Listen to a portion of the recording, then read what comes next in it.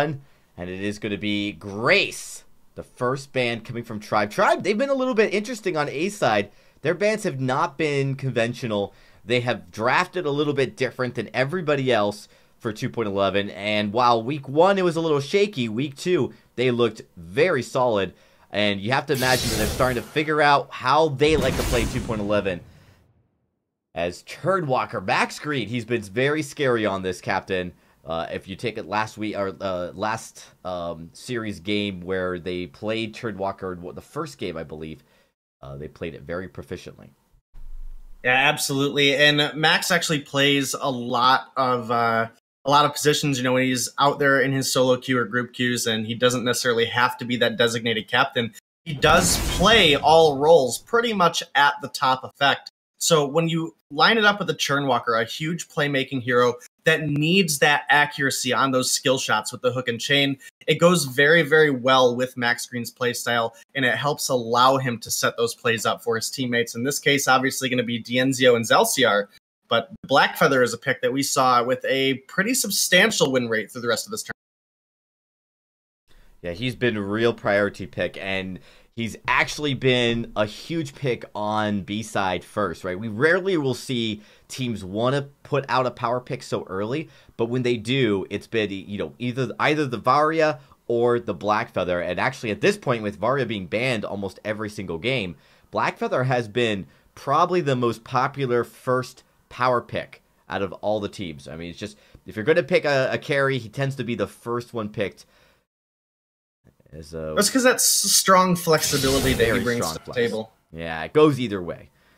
Yeah, absolutely. And, you know, as this draft progresses, the Vox is banned. And, you know, of the ranged carries, Vox is typically the one that we see that deals with a Blackfeather the best. His kiting ability, the slow that he gets on his resonance, although it's minor, keeping one step away can keep you safe from that damage. And in Vox's ability to build up things like the Breaking Point and the Bone Saw, make it very difficult for a Blackfeather who's trying to dive that backline and is constantly subjugating himself to all of that relentless damage Vox can output. Lyra is the next band up, and that's interesting. Tribe might have something up their sleeves that they do not want to have to go into a Lyra. And when you think of things that Lyra is good at getting on top of, one thing that comes to mind is Baron. And while I'm not saying they're going to pick Baron in this case, we did see Dienzio play a Baron pick, and when you start taking off other weapon carries, you might want to start thinking about it. But with the Rona pick, I think Baron becomes less appealing. Yeah, and that Blackfeather very likely going to be shuffled down into the jungle as a Crystal Blackfeather. So that is a deadly force as well. He comes online very, very strongly in the mid game, so long as you don't get snowballed. That level 8 spike with the overdrive on the on points, by then you're finishing up a Shatterglass, or some players do go the Dragon's Eye route. Not a huge fan of the Dragon's Eye, but a Sky is the answer. And we saw Sky yesterday and her ability to kite away from the Rona. Maybe not as easy to kite away from the Blackfeather, though. Yeah, we'll have to see. I think it's a little bit more risky when you have the Blackfeather, but the Sky has been a very, very good pick into Rona. It's been really the only thing that's been effective at dealing with this Rona. Rona has just been unbelievable this update. The sustain, and you got to be careful because Rona, if she gets built early and faster than the Sky, usually it's just too hard for the Sky to deal with it. It looks like it's going to be that weapon Sky as we see the Samuel rounding out Tribe's picks. Yeah, and that's very likely that weapon Sky in the lane, as you were just mentioning, and something that Dienzio plays very, very efficiently, and we talked about it the other day as well. It does pair very well up against something like the Rona and the Blackfeather, because once you've got that target locked on, you can constantly kite away from the damage that the Rona is able to put out. Combine that with your Surrey Strike, and the slight slow that you will get on that forward barrage can be very effective tools in this case. But triple melee composition here, the Arden pairs so well with the Blackfeather and the Rona. Absolutely. Rounding out their draft. I love Arden in this update. He's basically been that go-to when Grace and Lyra are off the board. And of course, Churdwalker has already been picked. So a very popular B-side pickup as far as captains are concerned. But when you look at this pick from Mars, this is a very, very strong matchup. One that, if they could get rolling, they could really pack a punch. The problem is, Tribe is that such a good job at dealing with other teams' early aggression, basically canceling it out. Tribe has done such a good job at just about everything lately, and it, really, really impressive play coming out of them. I like seeing Zelciar step into the lineup here, subbing in for T-Tigers, obviously. Very, very flexible player, and he brings a little bit of a different strategy to the team. Obviously, we know T-Tigers to be on those very aggressive early game junglers, whereas Zelciar is quite the opposite. He plays for the late game. For example, we have the Samuel here, someone who does scale okay through the mid game, but in the later portion, once the Dragon's Eye, the Broken Myth, and the Eve of Harvest are complete, Samuel, we've already seen, can devastate teams, even being the only one alive. Absolutely, and that's something, early on you're going to have to be careful from Mars. Rona, not particularly the strongest in the first, one or two levels. Starts to pack more punches as you get later on the game. The sustain is really what she's missing. She still has damage, but she doesn't have as much sustain early on, and that's something Samuel has a lot of. So early on, we saw Tribe when they played Samuel in the series 2 days ago. They played this Samuel very quickly, being aggressive, and they absolutely shut down the enemy team right away and snowballed that game. It was under 12-minute game. That's something that you kind of have to expect coming out of them as well, because they are a team that knows exactly what their win conditions are when they play. They've played for so long at such a high level, and so from Mars, they're going to have to be on their toes. Yeah, definitely, but it should be a fun and exciting one as we get ready to get in here. I really like the draft on both sides. It is hard to say who wins. I think there's a clear win condition on each. Obviously for Tribe, they're looking to kite around. But if From Mars, if they can take an edge early, if they can get themselves the just a little bit of a gold lead, they can definitely pressure this Samuel and the Sky far before they actually reach a strong power spike. And that's something that I really think From Mars has to be cognitive of. Now, one of the things we see a lot is when do teams go to challenge the Elder Treant early on. This is where we see teams who don't have the mechanical skill to deal with Samuel early on at level 2. They struggle, they lose the engagement, or they, so really a lot of times if you're From Mars, maybe you just decide not to even contest it. But that's a double-edged sword as well, as you are talking about giving additional gold over to that Excelsior. And with that, ladies and gentlemen, we are jumping into game number 1. Yeah, and I think we'll see nothing shy of the regular rotations that we see. It'll be both carries splitting the ambient gold and experience in the backs. Both captains rotate down to the middle. They'll be looking to just get a little bit of vision, try to spot out which team is getting the faster rotation. They may even blow each other some kisses here, as Max Green is doing so. And now we've got the jungle spawning, and it's just going to be about seeing who has the faster clear. Obviously, without the Drifting Dark, Samuel doesn't have the highly spammable Malice and Verdict. They are on a little bit longer of a cooldown here early on. And as you did say, it is going to be that Crystal Black Feather flexed into the jungle, which can be very potent, although I feel like it's going to operate a lot like a Taka, and that's something that, can be hit or miss with the Sky. Doesn't have the same slipperiness that Taka has against the Sky, but definitely one that will burst down if D'Anzio's not careful, and you can see right here, first engagement around that Elder Treant. Yeah, absolutely. It looks like Tribe have the edge here. They were a little bit quicker on the rotation, and now with the heal that they're going to get, Zelciar can maintain himself at full health. Oh, they didn't stop the recall there. Otherwise, they might have been able to put some hurt onto Erica Kane, but now it looks like D'Anzio just going to go ahead and try to force this wave up as quick as possible. Zelciar level 2 with the Drifting Dark. He'll be able to clear his jungle out a little bit quicker, and that's going to help him make those aggressive rotations to the lane, which Samuel is so known and so potent for. And, his ability to come up, drop that Drifting Dark, you can clear out waves quickly, you can force the enemies low on health. You don't even have to get the kill. I mean, if you can prevent the enemy from defending the turret, then you get more objective control off of that. Yeah, and From Mars, they take that conservative approach. They don't want to contest the Elder Treant. They know they'll probably lose to that level 2 Samuel, and it's just not worth the risk. And I'd like to see a team like From Mars, this is a bit of maturity, weighing out your risk-reward against a higher-skilled team and understanding you don't need to win right out of the gate. You just need to be patient and pick the conditions that are best suited for you. Right there, good job by 2Gs to identify D'Anzio being a little weak right now and actually bringing him down, doing a lot of damage. Yeah, they absolutely have, but Dienzio, he's not scared. He's looking to return the aggression. They do have two Gs down below half health, and with the wave forced, it may give Dienzio an opportunity to recall here and spend some of this 1,800 gold he'll have in his pocket by the time he clears out this wave. That Book of Eulogies, that is doing a lot of work, healing Dienzio right up. He was very low below half health as well, and yet, you know, just a few CS make a huge difference early on. And that's something that Hello Kitty's going to have to be cognitive of. Also has a Book of Eulogy, but he's got this wave pushed up right in front of his turret with the sky. You see him going in right there. But he needs to be very careful. Churnwalker has a good... Yeah, Zelciar down here in the jungle fighting it out with Erica Kane, though. It looks like Zelciar might be getting the better edge, but if Erica can come through with a strong feint of heart, that might change. But I don't know if that's going to happen, as here comes the rest of Tribe. Dienzio, you're not going to run away from this sky.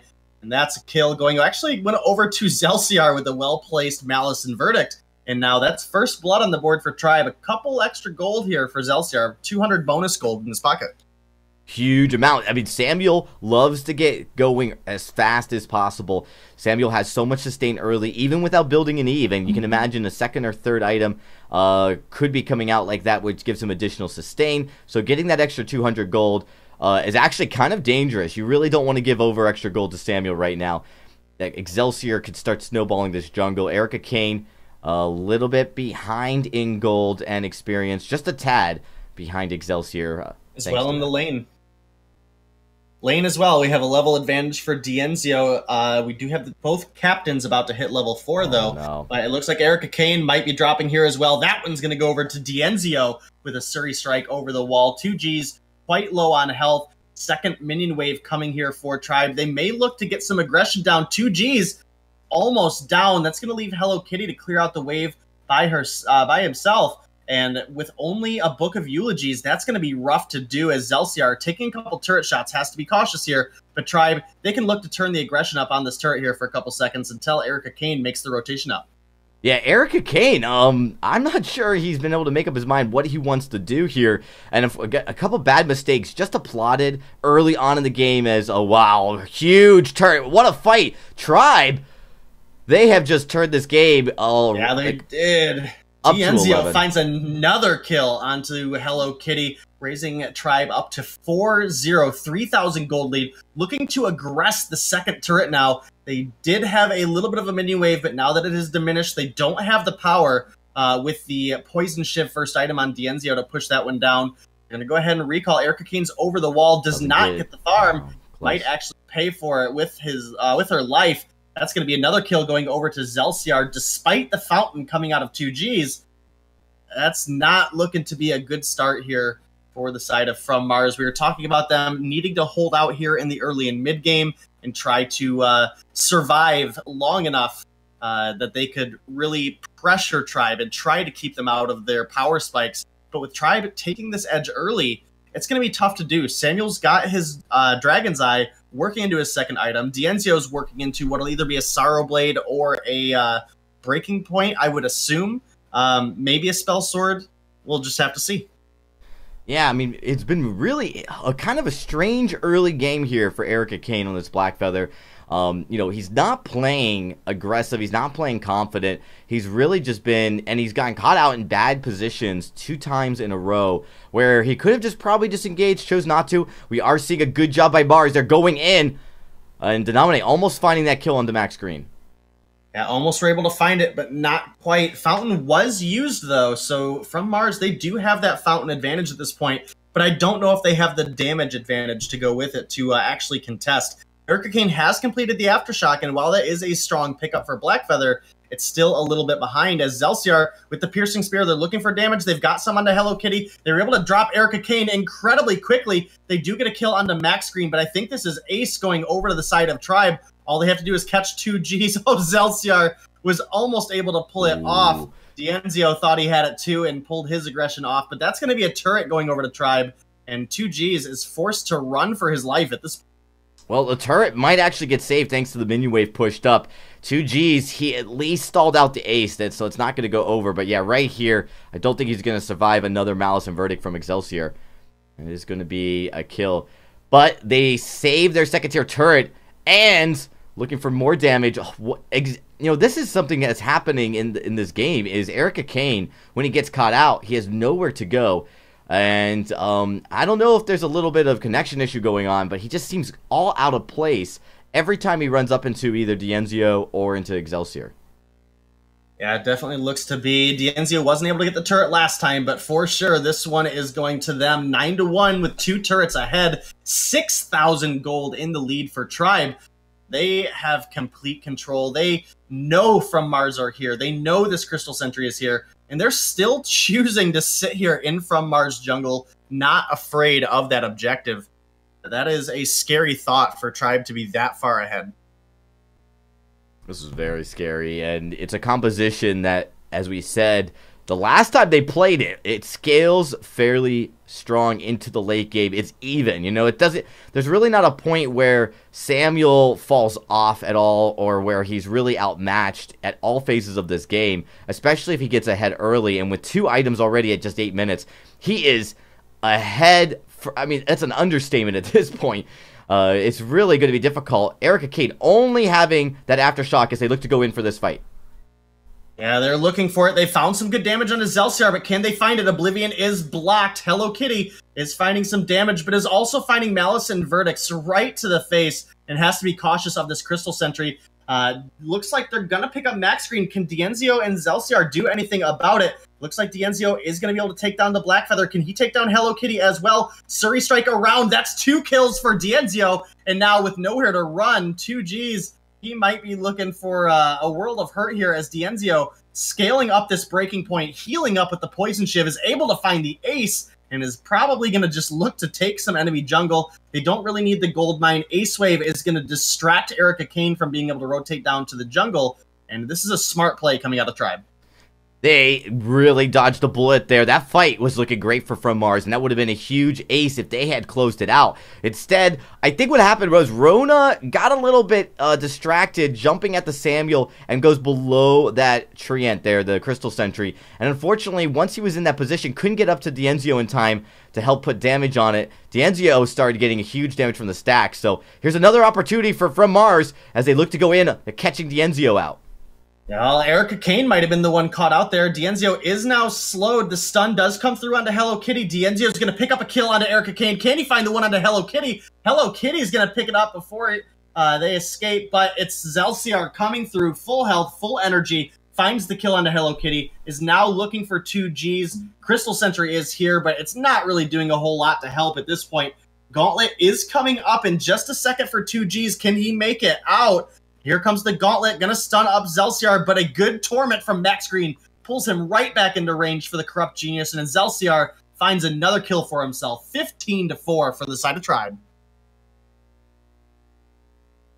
And they're gonna get a Crystal Sentry to boot. This is, oh man, this is really a stomp coming out of here with Tribe. But what I would say is, as bleak as this looks, we're seeing little glimmers of hope. Right? From Mars, they'll find a Dienzio a little bit far forward. They'll find, a Max Green, and they'll punish him. They just haven't been able to do enough damage yet. They're a little bit behind. So at this point, I think they got to slow down the game to dominate.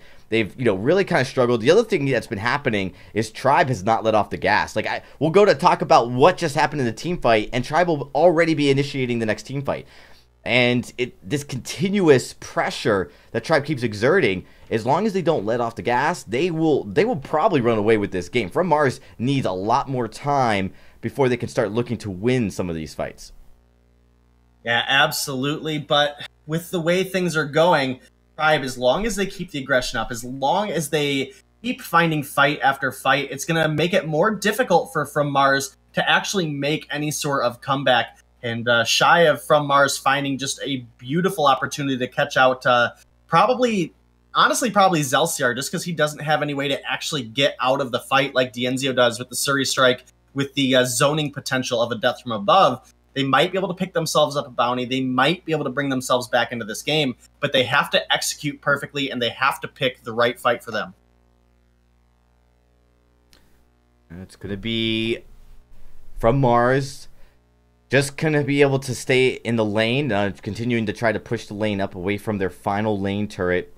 Tribe, this is probably the longest we've seen Tribe go without initiating a team fight, as it's been basically nonstop the first 12 minutes of the game. But now a little bit more passive take as they look to just rotate through. Excelsior could be going to and rotating through his backs, as they finally have allowed From Mars to push the lane up far enough to the midpoint. So this is something that From Mars can just try to take advantage of, is a slower pace of this game, because it really has not been slow. It's been all action coming out of Tribe. Yeah, it absolutely has been. And, you know, again, they're at the point. Kraken's not on the board, but in the next couple minutes, she will be. And if Tribe were able to win a fight, they could probably close out the game. However, if Tribe does lose a fight at the 15-minute mark, it's going to give a huge burst of gold over to From Mars. Rona, if she's the one that survives, can easily solo out the Kraken. And that could be a devastating counter started up by the side of From Mars. Yeah, it's been a slow rotation from Tribe. They, again, cleared out their backs, now pushing the lane back up again. And, you know, oftentimes these little pauses, these lulls in the action, they may look like they're just taking their time. But again, there was a lot of shopping. There was a lot of gold that Tribe was leaving on the table that they didn't want to forgo for too long.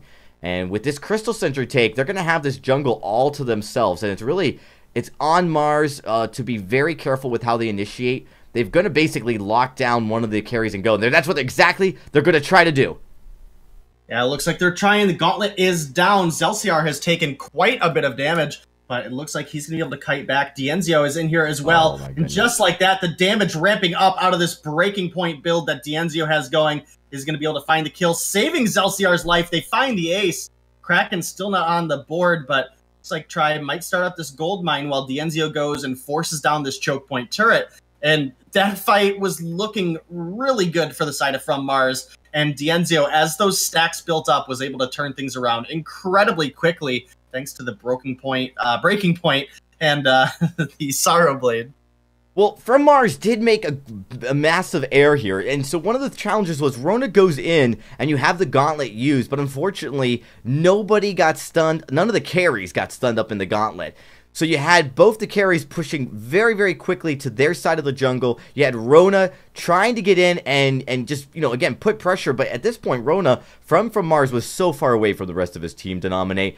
And the rest of his team wasn't able to back up. They really need to completely collapse on one of the carries. And I think the only way they do that is by landing a stun with the gauntlet. And when you see the gauntlet completely miss both Skye and Samuel, I think that's an indicator that you might want to just not engage that fight. You've burned the gauntlet. Just wait another 40, 50 seconds for your next opportunity, because you need everything to land to win a fight against Tribe.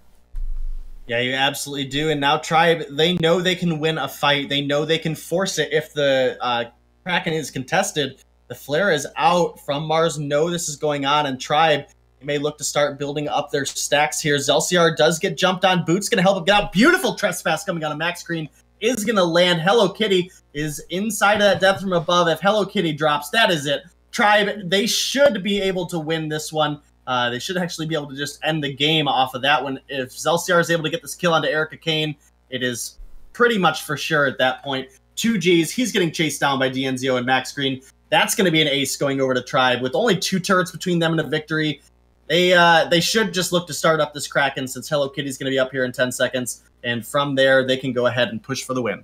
I think From Mars, they are just getting jittery at this point. You saw that right as they started to engage that fight, you had Hello Kitty already at below half health. And you need to start the fight with the element of surprise. You can't already be taking so much damage.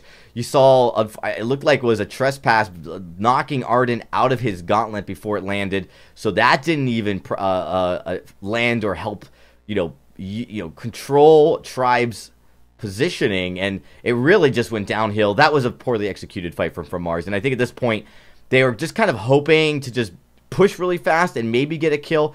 They're really not looking to be patient, and the game really, a couple fights ago, the game was far from being over, but now with this Kraken pushing, with Tribe in the position that they're in, it looks like they could end it right here. Yeah, they definitely could, as long as they don't absolutely fall on their face in this next fight. All they really have to do is just distract From Mars while this Kraken marches down onto these turrets. Dienzio will likely look to start building up some breaking point stacks here. And Gauntlet is down. 2Gs does not trap Zelciar in thanks to a good block. And there we go. Dienzio, he's starting to build up those breaking point stacks. One turret is down. The Kraken is quite hurt. But with the damage stacking up here from the side of Tribe, Mars are forced back to their base. A stun from Max Green is going to buy more time. That next turret is down. And Tribe, they pretty much just win this game at this point. Excellent plays coming out of both of these teams, but Tribe, they took an edge early and they ran away with it. And the whole game really felt just in control by the side of Tribe. There was very few points where From Mars really stood out and was like, they can win this fight. They can win this game. They did almost catch Zelciar out a couple times.